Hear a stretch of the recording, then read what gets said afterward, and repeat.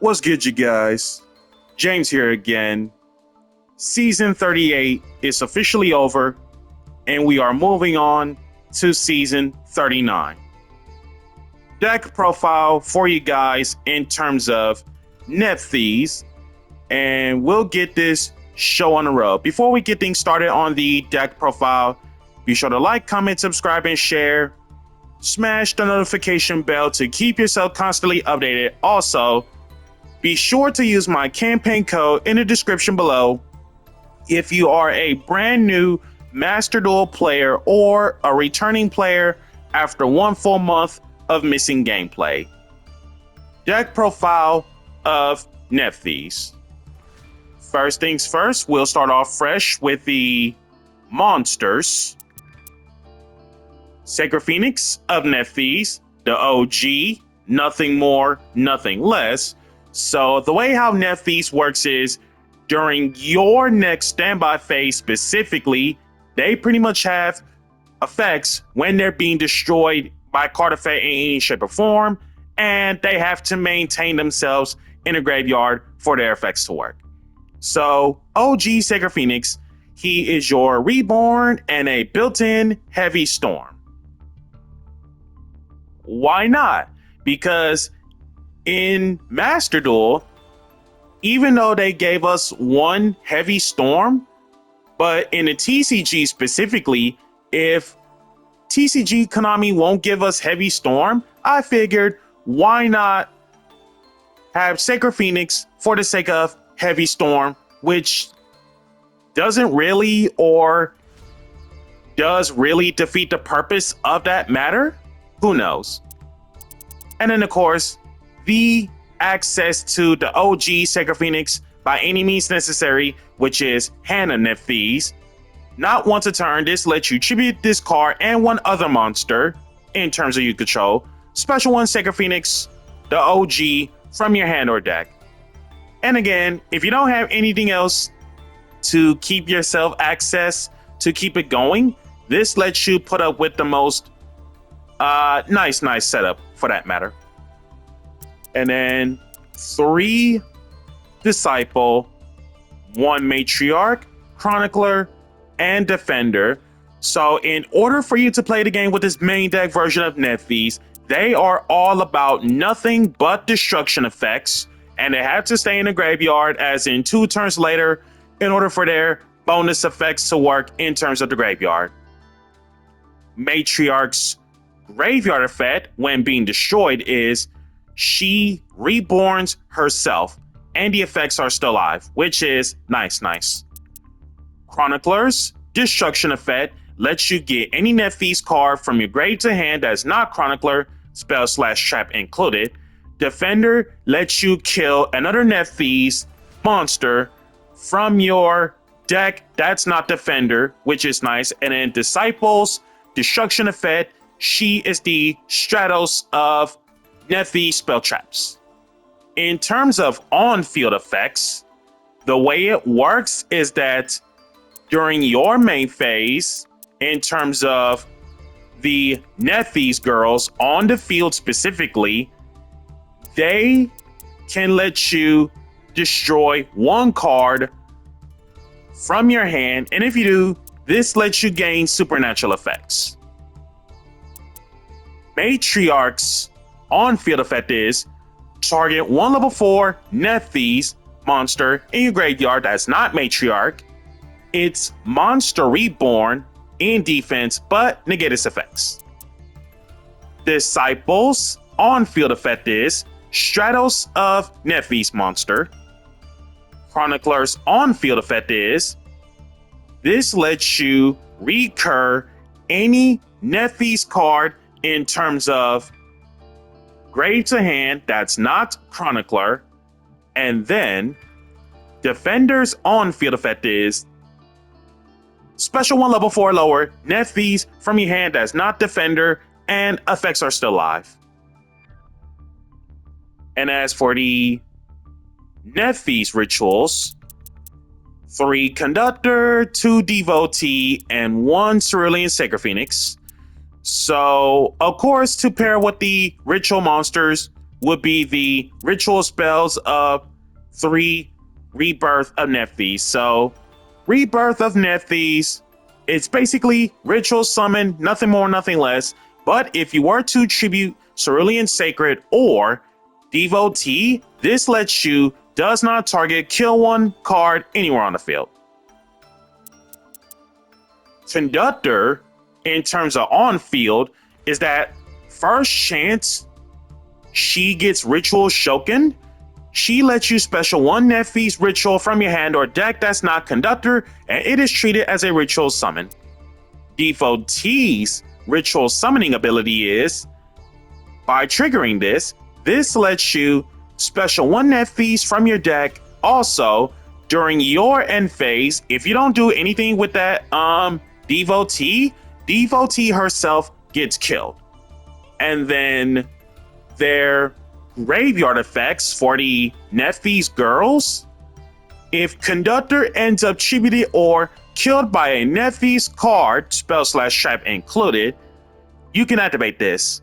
During the next standby, destroy up to 3 Nephthys cards, spell/traps included, that isn't ritual monsters, 1 each from hand, deck, and field. Basically, if the main deck's destruction effect goes off in terms of Matriarch, Disciple, Chronicler, Defender, or Sacred Phoenix, basically, it's a game of, if your opponent doesn't kill me, the turn I have a combination of up to 3 Nephthys being destroyed, that's not rituals, we are going to gain massive advantage, all because of Conductor herself. Devotee's graveyard effect is that, assuming that if she were to be ritual summoned properly, if this card is in the graveyard, you can kill 1 Nephthys card, spell/trap, in your hand, and if you do, special this out. Free extension in terms of graveyard use.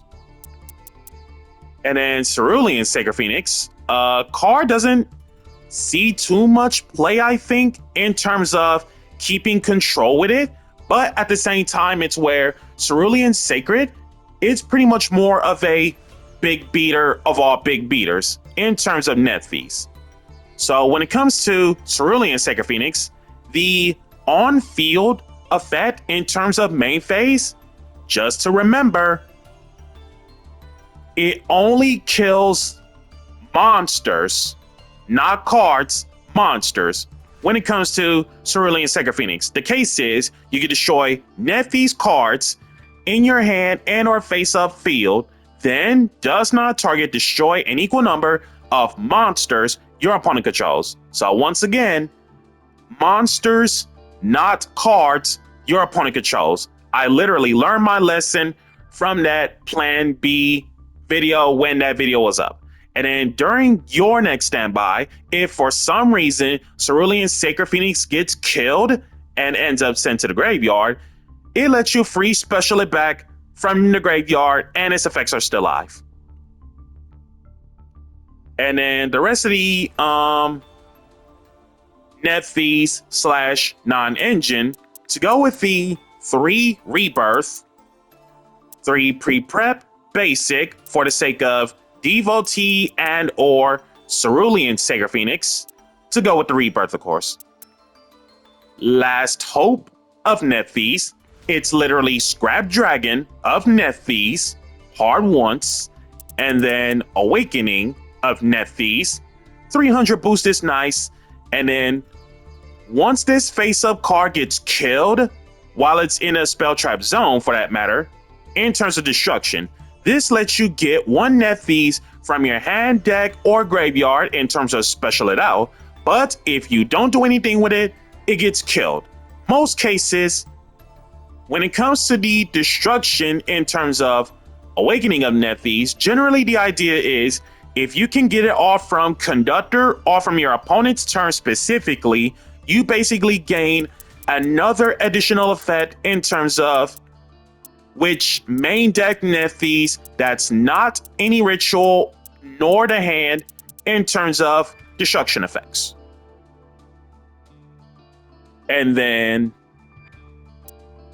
Mariamne, the true Draco Phoenix, the honorary destruction for the sake of the girls. Like, first of all, the Nephthys girls are wins, and because of the destruction effects, all from Mariamne, along with the Sacred Phoenix, you are able to gain the additional bonus effects based off from which ones that you destroyed.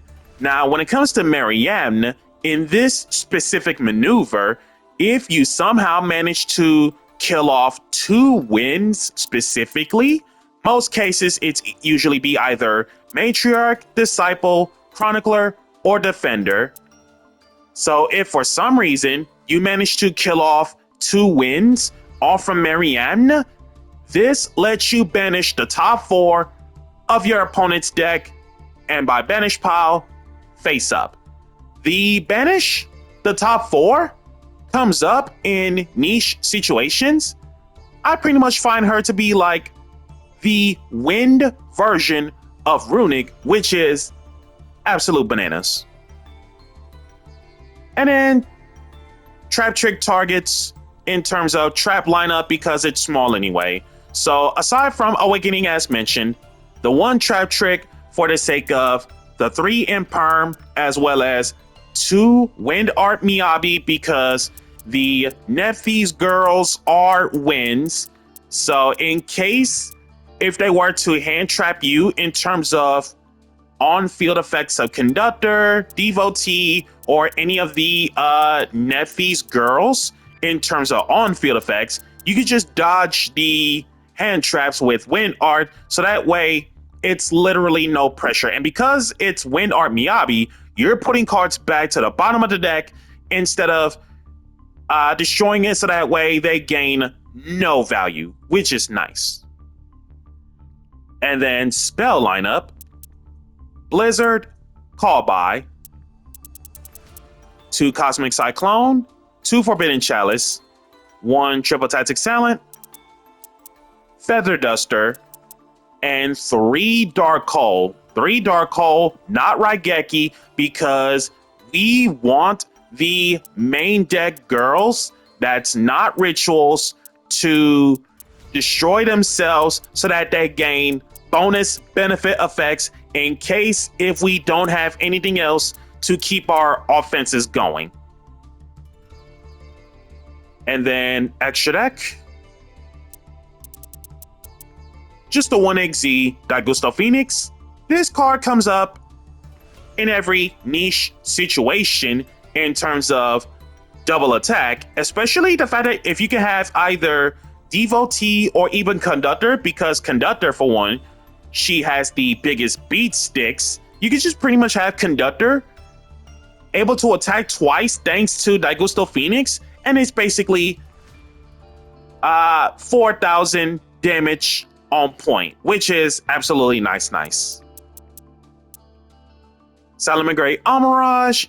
Yes, this can be conflicted with the Nephthys, which is really annoying in terms of destruction protection, but at the same time, the idea with Almirage is if we somehow swarm plenty Nephthys monsters, and if we somehow manage to have at least a fire for the sake of the Heat Climb as well as the Heat Leo, nothing more, nothing less out of it. And when it comes to the big birds to search, all from the Hita Link, Cerulean Sacred Phoenix, because literally less than 1,500 defense as a fire, courtesy of Hita.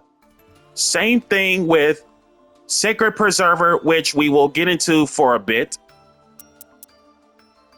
And of course, Sacred Preserver, nothing more, nothing less, because it's Nephthys. This lets you get the Cerulean Sacred, or even the OG Sacred if you never got to this guy all game long. And he also lets you get the ritual spell from grave to hand, courtesy of Preserver, which is absolutely nice. And then the destruction effect to reborn something, it does come up in terms of trading off the main deck Nephthys monsters. And once again, because you're playing Nephthys, they also gain additional effects thanks to Sacred Preserver for that matter. Artemis, because Nephthys girls are spellcasters, And then once again, same reasoning behind the link climb of Lina, courtesy of Artemis being a light. And when it comes to lights in general, you always see most games involving lights, nothing more, nothing less out of it. Also, that circumvents the barrier in terms of the 1xz that I have. B, you try to hand trap me out of this game, or C, you end up trying to spot removal courtesy of Ghost Ogre, so that way we can just outright take it for whatever the reason may be. And then win, because the Nephthys girls are win monsters, so it's free, easy access. And when it comes to searches that are 1500 or less defense in terms of wins, it's usually be Hand Matriarch, Chronicler Defender, Devotee, or even Conductor, in case if you never saw any missing targets all game long, which is absolutely nice. And then Sacred Preserver, as mentioned, Nephthys, Sacred Flame. Most games involving this card about how to put your opponents up on pressure, most of the time it's usually be 2 rituals to put this guy out. But if we somehow manage to do 3, which of course it comes out every now and then more so, it makes opponents are having a struggle. And unless if they have either Kaiju, Goddess, or anything that involves non-targeting in any shape or form, they just basically outright lose to Sacred Flame. And having Sacred Flame in the extra zone can come up a lot, because protecting your main deck Nephthys in terms of targeting for attacks, which is nice, so that way you can have your main deck Nephthys put your opponent on pressure while the Sacred Flame is in the extra zone. And then Great Fly, the Nephthys girls are wins, which is extremely relevant for the boost. Same with Daigusto Phoenix for the big boost, courtesy of Great Fly as well. And once again, having a combination of Great Fly, Conductor, and Daigusto Phoenix in terms of doubling the attack and a plus 500 off from wins, that's already 5,000 damage with just a combination of cards, which is nice. And then Rubber Band Shooter, this literally never comes up at all. Just Rubber Band Shooter can be like literally something else, to be quite honest. And then IP Masquerena, cards nice. Eco Talker, this card comes up once or twice, I believe, or more so throughout the ranks. Heat Leo, cards crazy because spinning back the 1 back row in terms of removal threat, it's nice. And because you are shuffling back, once again, it gains no value for the opponent. Raise Velger, this card did not come up at all, but the idea about Raise Velger is that in theory, once you have no monsters off from your opponent's graveyard, its attack ends up extra 2,400, so basically 4,800. So Raise Velger is basically the reverse DD Crow. And then Avermax wins games, clearly. This has been James Polk with the unique deck profile of Nephthys. Be sure to like, comment, subscribe, and share. Smash the notification bell to keep yourself constantly updated. And be sure to use my campaign code in the description below if you are a brand new Master Duel player or a returning player after 1 full month of missing gameplay. Catch you guys next season.